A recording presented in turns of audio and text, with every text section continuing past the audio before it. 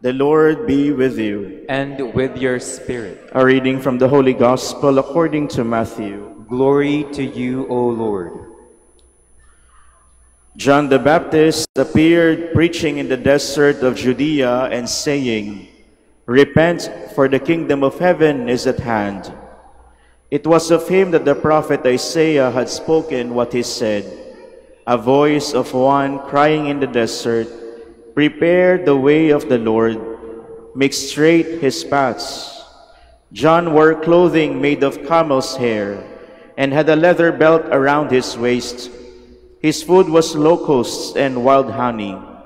At the time, Jerusalem, all of Judea, and the whole region around the Jordan were going out to him, and were being baptized by him in the river Jordan, as they acknowledged their sins. When he saw many of them, the Pharisees and Sadducees, coming to his baptism, he said to them, "You brood of vipers, who warned you to flee from the coming wrath? Produce good fruit as evidence of your repentance, and do not presume to say to yourselves, 'We have Abraham as our father.' For I tell you, God can raise up children to Abraham from these stones. Even now the axe lies at the root of the trees. Therefore, every tree that does not bear good fruit will be cut down and thrown into the fire. I am baptizing you with water for repentance, but the one who is coming after me is mightier than I. I am not worthy to carry his sandals. He will baptize you with the Holy Spirit and fire. His winnowing fan is his hand. He will clear his threshing floor and gather his wheat into his barn, but the chaff he will burn with unquenchable fire." My dear brothers and sisters, the Gospel of the Lord. Praise to you, Lord Jesus Christ. Please be seated. My dear brothers and sisters, last week po, I was blessed to join our brothers in Indonesia for the opening of our new convent. So kami po ay nagpunta sa Surabaya, Indonesia. And as you know, when a Filipino goes abroad, kapag ang isang Pilipino ay pumunta sa abroad, meron at the back of his mind after magpasyal-pasyal, maglakad-lakad, pumunta sa mga pasyalan sa iba't ibang bansa, meron sa ating isipan ang bumabalik at bumabalik. Kahit anong bansa pong puntahan ko, palaging ito yung thought ko pag pauwi na ako ng Pilipinas. Sasabihin ko sa isip ko, sana meron nun sa Pilipinas. Sana meron nito sa Pilipinas. Kasi makikita ko po, organized airports, efficient public transportation, may train, ang gaganda ng taxi nila, affordable yung presyo sa Indonesia ng pagkain. Napapaisip ako at sabi ko, ang Pilipinas kaya, ano na?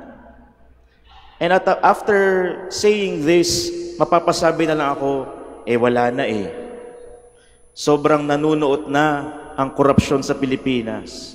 Wala na. Wala nang pag-asa. At babalik na lang tayo sa Pilipinas na parang tanggap na lang natin. Na para bang wala nang pag-asa. And this, my dear friends, is what limited vision looks like. Because it doesn't only apply or happen when we compare countries. Sometimes we also apply it to ourselves.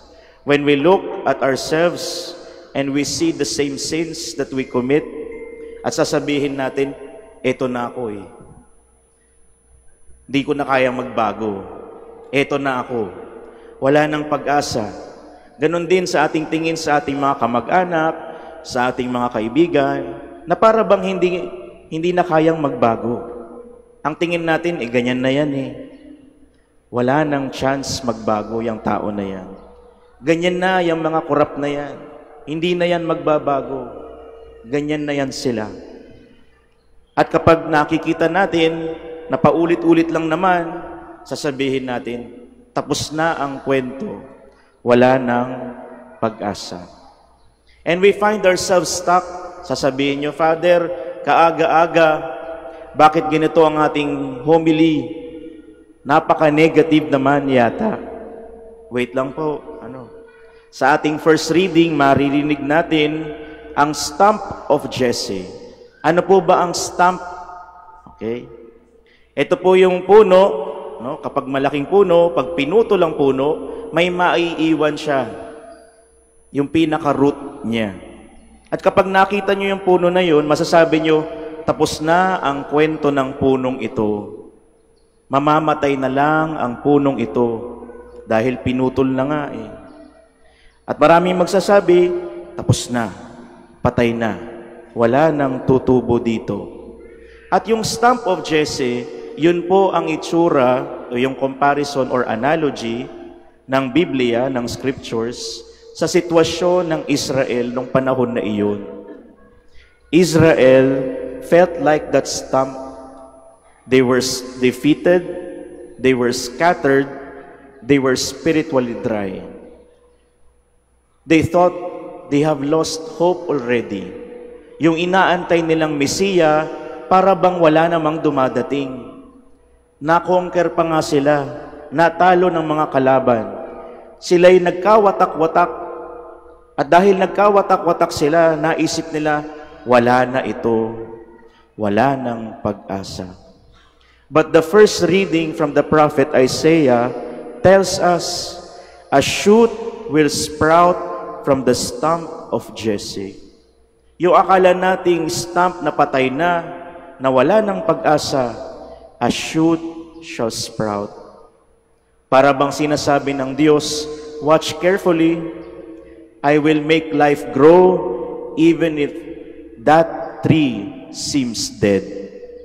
Ibig sabihin, sa Diyos, palaging may pag-asa. Ang Diyos, palaging may second chance. Ang Diyos, palaging nagbibigay ng grasya upang magpatuloy tayong muli. Advent is a season of hope. Advent is a season of waiting. Kaya nga po, pag sumisindi tayo ng kandila, unti-unti, it tells us to be patient, to wait, dahil may paparating na pag-asa ang Diyos. Na ang nangyayari sa bansa natin ngayon, ay hindi po ito ang permanenteng pangako ng Diyos. There is hope. Kaya nating bumangon sa nangyayari sa ating bansa. God tells us, huwag tayong mawala ng pag-asa. May paparating na good news. May darating. May Mesiyas na magliligtas sa atin. Kaya nga napakaganda po yung kantang tuloy na tuloy pa rin ang Pasko, di po ba?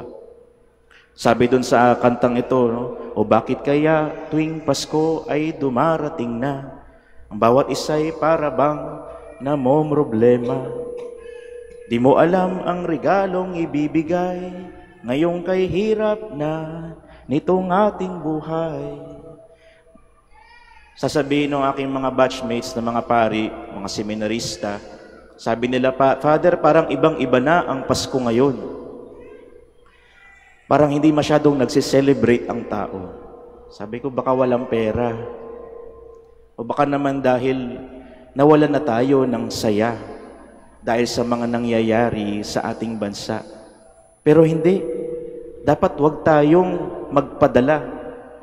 Wag tayong magpadala dito sa problemang ito. Bagkus tayo mismo ang gumalaw. Tayo mismo ang magbago.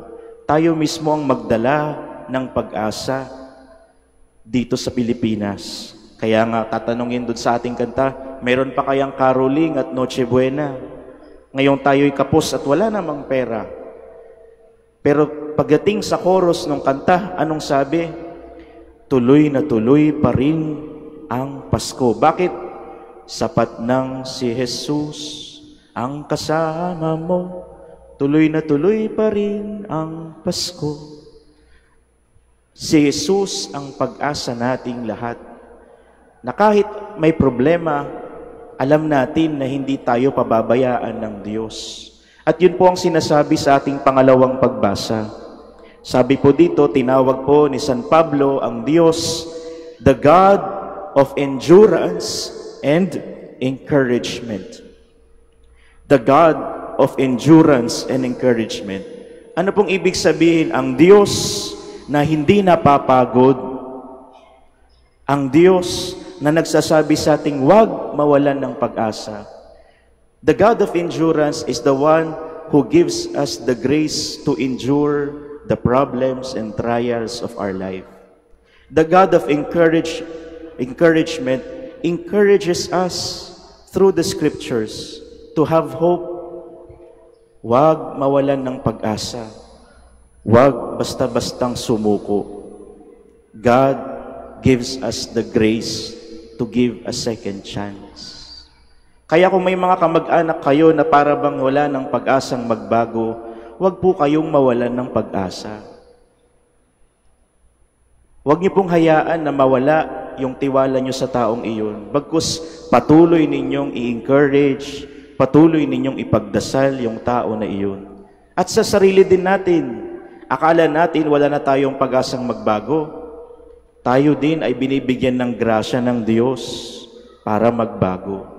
Kaya nga ang sinasabi sa ating ebanghelyo ngayon, sinasabi ni San Juan Bautista, repent, for the kingdom of heaven is at hand. Magbago na tayo. Huwag na tating hintayin pa ang pagdating ng Panginoon at doon lang tayo magbabago. Ngayon na, habang hinahanda natin ang ating sarili sa darating na Pasko, sa darating na pagdating ng ating Panginoon, ihanda na natin ang daan ng Panginoon by being the change. Tayo mismo ang magbago. Ibig sabihin, walang problema na hindi kayang lagpasan. Walang attitude na hindi kayang baguhin. Ang Diyos ay magbibigay ng grasya sa atin. Ang kailangan lang natin ay humingi ng tulong sa Diyos. Kaya nga sabi din sa ating mga pagbasa, ask and you will receive. Seek and you shall find. Knock and the door will be open to you. Hingin mo sa Diyos ang kailangan mo para magbago. Hingin mo sa Diyos ang kailangan ng bansa. Huwag tayong mawalan ng pag-asa at sabihin, wala na tapos na. Kaya kung may problema man tayong kinakaharap sa ating buhay, please remember that we have a God who encourages us. That we have a God who tells us to endure, to persevere, to be patient, because He has a promise. Ano po yung pangako ng Diyos? God will always be with us. He is the Emmanuel. God is with us. Kasama natin ng Diyos. Kaya huwag tayong pong mawalan ng pag-asa sa ating bansa. Huwag tayong mawalan ng pag-asa sa ating mga sarili dahil kaya po natin ito dahil ang Diyos ay nasa sa atin.